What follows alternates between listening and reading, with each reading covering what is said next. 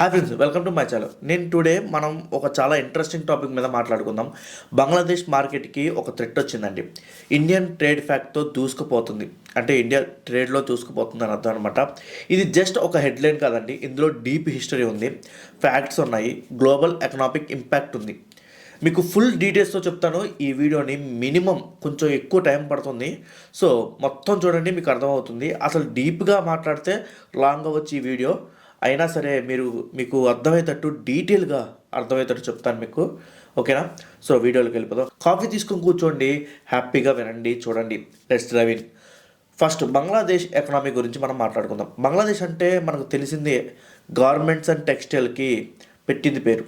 వాళ్ళు టోటల్ ఎక్స్పోర్ట్స్లో దాదాపు 84% ఇదే సెక్టర్ అనమాట. ఇప్పుడు ఇక్కడే ఇండియా ఎంటర్ అవుతుంది. ఇప్పుడు బంగ్లాదేశ్కి భయం పట్టుకుంది, ఎక్కడ వాడికి కూడ్ లేకుండా పోతుందని. ఎందుకంటే ఇండియా వన్స్ ఎంటర్ అయితే ఇండియాలో క్వాలిటీ ఎక్కువ ఉంటుంది కాబట్టి ఇంకా ఎక్కువ ఎక్స్పోర్ట్ చేయొచ్చు. ఇండియాతో పెట్టుకోవడం వాడి వల్ల కాదు, అందుకని చెప్పేసి భయం పట్టుకుంది బంగ్లాదేశ్కి. ఇండియా వరుసగా ఫ్రీ ట్రేడ్ అగ్రిమెంట్స్ సిపిఏను సైన్ చేస్తుంది. దీనివల్ల ఇండియా ప్రొడక్ట్స్ చీప్గా గ్లోబల్ మార్కెట్లోకి వెళ్తాయి. రీసెంట్ ఎగ్జాంపుల్ చెప్పాలంటే సిఈపిఏ, కాంప్రెసివ్ ఎకనామిక్ పార్ట్నర్షిప్ అగ్రిమెంట్ అనమాట. తెలుగులో చెప్పాలి అంటే సమగ్ర ఆర్థిక భాగస్వామ్య ఒప్పందం. సింపుల్గా అర్థమయ్యేటట్టు చెప్తాను. రెండు దేశాల మధ్య జరిగే ఒక ఒప్పందం, లేదా 2-3 దేశాల మధ్య జరిగే వాణిజ్య ఒప్పందం ఏదో ఒకటి అనుకోండి. అంటే 2 దేశాల మధ్య జరిగే ఒప్పందం అయితే వాణిజ్య ఒప్పందం ఏదో ఒకటి అనుకోండి. సో అదనమాట. December 18, 2025 India Oman CEPA sign చేసింది. దీనివల్ల గల్ఫ్, వెస్ట్ ఆసియా, ఆఫ్రికా మార్కెట్స్లోకి ఇండియా ఈజీగా ఎంటర్ అవుతుంది. ఇదే మార్కెట్స్కి బంగ్లాదేశ్ కూడా ఎక్స్పోర్ట్ చేస్తుంది భారీగా. ఇప్పుడు అక్కడ ఇండియా డైరెక్ట్ కాంపిటీటర్ అవబోతుంది. అందుకే బంగ్లాదేశ్కి థ్రెడ్ అని చెప్తున్నాను నేను. ఇప్పుడు కాస్త డీప్ హిస్టరీకి వెళ్దాం. బంగ్లాదేశ్ రెడీమేడ్ గార్మెంట్స్ ఇండస్ట్రీ 1970 చివరిలో స్టార్ట్ అయింది. 1977లో late Nurul Quader Khan Desh garments limited start చేశారు. సౌత్ కొరియా డేవు కంపెనీతో కలిసి స్టార్ట్ చేశారనమాట. ఇది బంగ్లాదేశ్లోని first exports oriented garments factory ఇది. సో అప్పటి వరకు బంగ్లాదేశ్ జూట్ ఎక్స్పోర్ట్ దేశంగా ఉండేది. 1980లో మల్టీ ఫైబర్ అరేంజ్మెంట్స్ వచ్చాయి. యుఎస్, EU మార్కెట్స్లో డెవలపింగ్ దేశాలకు వెల్కమ్ చేశాయి. 1986లో బంగ్లాదేశ్ ఎంఎఫ్ఏలోకి వచ్చింది. ఎంఎఫ్ఏ అంటే మీకు చెప్తాను, మల్టీ ఫ్యాక్టర్ అథెంటికేషన్ అనమాట. తెలుగులో చెప్పాలి అంటే బహుళ సాధికరణ. ఇంకా సింపుల్గా చెప్తాను, మన ఫోన్లో లాగిన్ అవ్వడానికి ఒక పాస్వర్డ్ కావాలి. సో ఈ మల్టీ ఫ్యాక్టర్ అంటే మన పాస్వర్డ్ లాగిన్ అవ్వడానికి డబల్ పాస్వర్డ్ పెట్టినట్టు అనమాట. డబల్ వెరిఫికేషన్ కూడా అంటారు దీన్ని. 1990లో బంగ్లాదేశ్ గార్మెంట్స్ ఇండస్ట్రీ ఎక్స్ప్లోడ్ అయిపోయింది. 1980లో 50 ఫ్యాక్టరీలు ఉంటే 2000 సంవత్సరానికి వచ్చేసరికి 3000 అయ్యాయి. 3000 ఫ్యాక్టరీలు అయ్యాయి. అంటే లక్షల మందికి ఉద్యోగాలు వచ్చాయి. కానీ ప్రాబ్లమ్స్ కూడా అక్కడ బాగా వచ్చాయి. అక్కడి నుంచే స్టార్ట్ అయిపోయింది. ఫర్ ఎగ్జాంపుల్గా చెప్తాం, 2013లో రాణా ప్లాజా కూలిపోయింది. 1100 మంది పైగా చనిపోయారు. ఇది ఒక వరల్డ్ వైడ్ అటెన్షన్ తెచ్చిందనమాట. అప్పుడు చాలా పెద్ద ప్రమాదం ఆ టైంలో. ఇది ఏ దేశంలో అయినా సరే డబ్బులు ఉంటే లంచాలు ఇచ్చి హ్యాపీగా మన బిజినెస్ చేసుకోవచ్చు. ఇది ఏ దేశంలో అయినా సరే అంతే. సో బంగ్లాదేశ్ అతీతమేం కాదు దీనికి. కాదు కాబట్టి ఈ రాణా ప్లాజా అనే బిల్డింగ్ ఉంటుంది కదండి, ఆ భవనం బలహీనంగా ఉన్నా కానీ ఇప్పుడున్న బిల్డింగ్ సరిపోలేదని చెప్పి ఇంకా అదనపు అంతస్తులు వేశారు. రేపు కూలిద్దనగా ఈరోజు అక్కడున్న కార్మికులు గుర్తించారు. కానీ యజమానులు ఏం చేశారు, ఏమీ కాదు, ఇలాంటి నార్మల్ క్రాక్స్, దీనివల్ల ఏమీ కాదని చెప్పేసి బలవంతంగా వాళ్ళ చేత పని చేయించుకున్నారు. సో ఆల్రెడీ క్రాక్స్ వచ్చాయి. ఎందుకంటే ఆ ప్లాజాలో భారీ మిషన్లు ఉంటాయి, భారీ జనరేటర్లు ఉంటాయి, వైబ్రేషన్స్ బాగా వస్తాయి.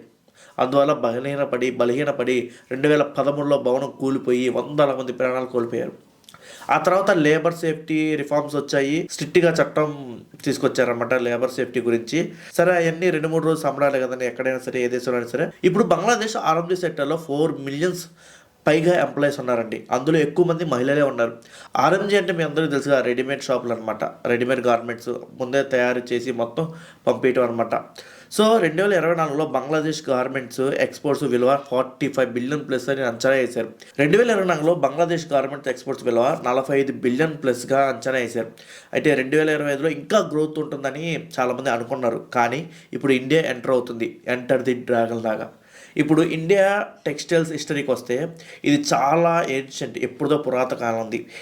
ఇండ్యూస్ వ్యాలీ కాలం నుంచి కాటన్ ఉంది. 4000 BC నుంచి థ్రెడ్స్, డెడ్ ఫైబ్రిక్స్ ఉన్నాయి.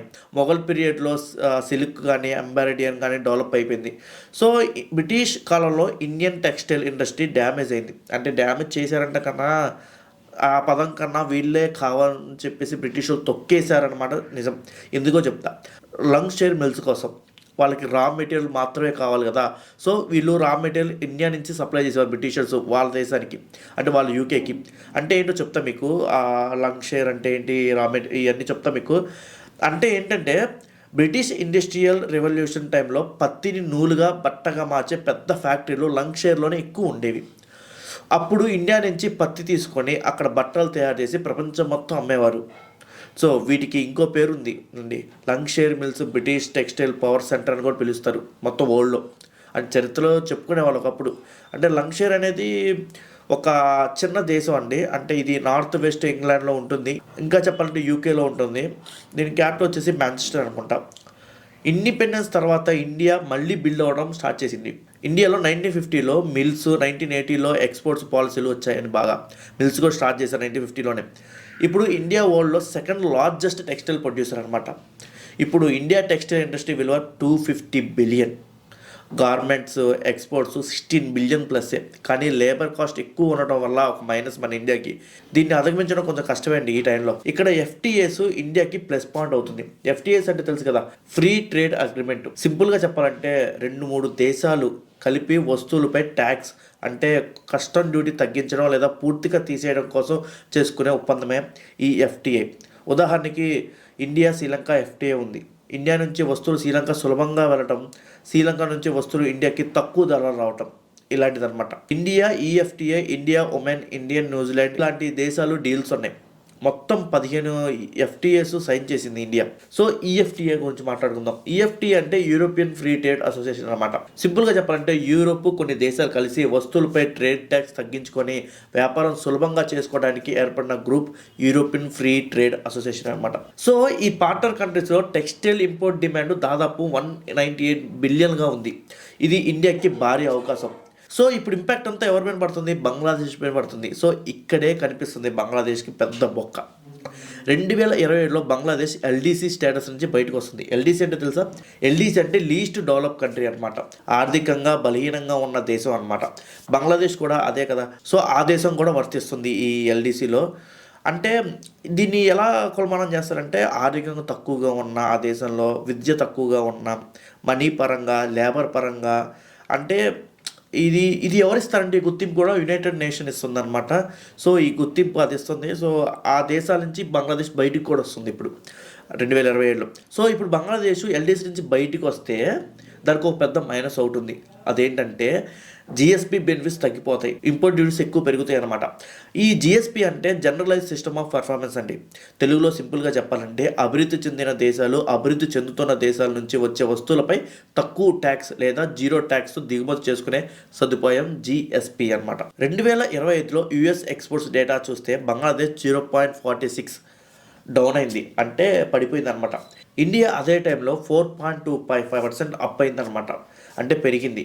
ఇన్వెస్ట్మెంట్ కూడా షిఫ్ట్ అవుతుంది బంగ్లాదేశ్ నుంచి ఇండియాకి. ఇప్పుడు చెప్పండి, అంటే చాలా మ్యానుఫ్యాక్చర్స్ ఇండియా వైపు చూస్తున్నారన్నమాట. Large market, stable supply chain కారణంగా.